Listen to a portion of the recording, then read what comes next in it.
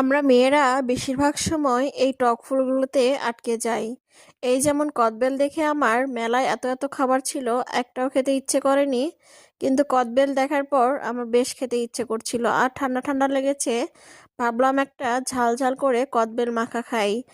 আমাদের এখানে কিছুদিন আগে একটা ওয়াজ মাহফিল হয়েছে, সেখানেই একটা বড় মেলা বসেছিল। সেখান থেকে আমি বেশ কিছু খাবার কিনেছিলাম। যদিও আমার কাছে এই বাইরের খাবারগুলো খুব একটা স্বাস্থ্যসম্মত মনে হয় না, কিন্তু যাদের ছোট বাচ্চা আছে তারা তো আর এগুলো বোঝে না। যদিও এক্ষেত্রে আমার ছেলে অনেকটাই ভালো, ওকে বোঝালে ও বোঝে, সব খাবারও খেতে চায় না। কিন্তু আমার ছোট বোন ছিল, ভাস্তা ছিল সাথে, ওরা খেয়েছে। তবে আমি ভাবলাম একটু ঝাল ঝাল করে কদবেল মেখে খাবো। কিন্তু এখানে এসে এই ভাইয়ের সঙ্গে দামাদামি করতে আমার মাথা অর্ধেকটা গেছে, কারণ উনি এত বেশি দাম চাচ্ছিলেন। এটা কেন, হয়তো বা ওনার ব্যবসা, কিন্তু আমার কাছে এটা মোটেও ভালো লাগেনি। এই একটা কদবেল উনি 30 টাকা কি 40 টাকা নিয়েছিলেন আমার কাছ থেকে, ছোট্ট একটা কদবেল ছিল। তো ওনার মাকার প্রসেসিংটা আমি আপনাদেরকে দেখাচ্ছিলাম।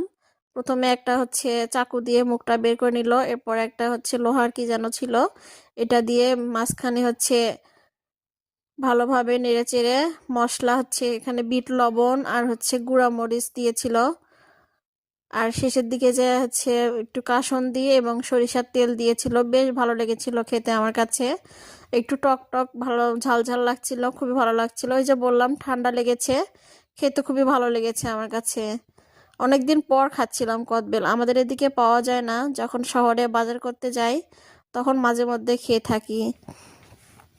আপনাদের কার কার এই কদবেল খেতে ভালো লাগে জানাবেন। তো কদবেল মাখানো হয়ে গেলে এখানে উনি বাঁশের কিছু কাঠি দিচ্ছিলেন, যেটার সাহায্যে আমরা খেয়ে নেব। তো আমি ওয়াজ মাহফিলের ভিতরে মহিলা প্যান্ডেলে যাব, এই জন্য আর এখানে দাঁড়িয়ে দাঁড়িয়ে খাইনি, ভিতরে গিয়ে খেয়েছিলাম। কার কার লোভ লাগলো জানাবেন। ধন্যবাদ সবাইকে।